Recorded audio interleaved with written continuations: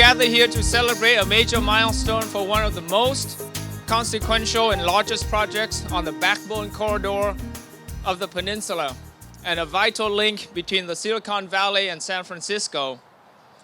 We will listen to many leaders and partner agencies and organizations to tell the story of how we all came together in the spirit of cooperations to overcome challenges. I want to appreciate all the planners, the engineers, the people that developed this project to what it is today, because I think it's really going to relieve traffic congestion, and the part of SB1 with setting aside money for the worst congested corridors in California.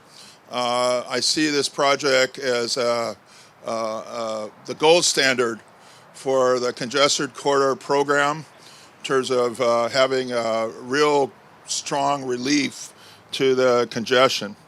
While SB1 is doing much of the heavy lifting at the state level, there are also regional and local efforts to fund and complete transportation infrastructure projects, including Regional Measure 3, which the Senator referenced, which contains $50 million for this very Highway 101-92 interchange under which we are standing right now. Much attention will be given to this very area, given the importance of San Mateo County and the job creation that's happening in this area to our overall state's economic vitality. You know, we talk about California being the 5th largest economy of the world, and we know that, we hear it often.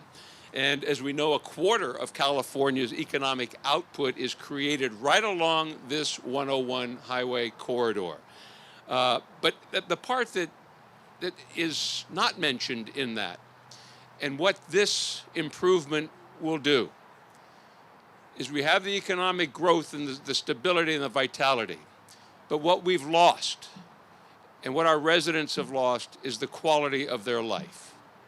That's what this will do. SB1 provides $255 million of the $567 million for this project. That's money well spent. To put it in perspective, this corridor carries nearly 2 million vehicles a week.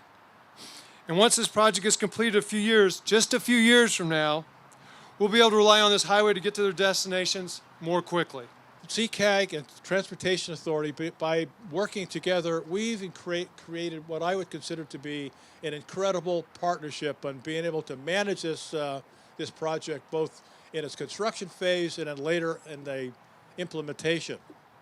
We will, of course, deal with equity issues during this process, make sure that there's equity for our residents.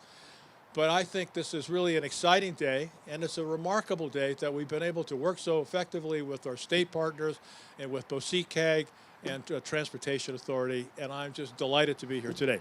Thank you. During the last year, our work has been dominated by one enormous issue, the 101 Managed Lanes project. It's hard to believe, but it was 7 years ago that CCAG began studying solutions for traffic relief along the 101 corridor, that golden pathway that extends from techie chic San Francisco to the world-famous hub of innovation, Silicon Valley.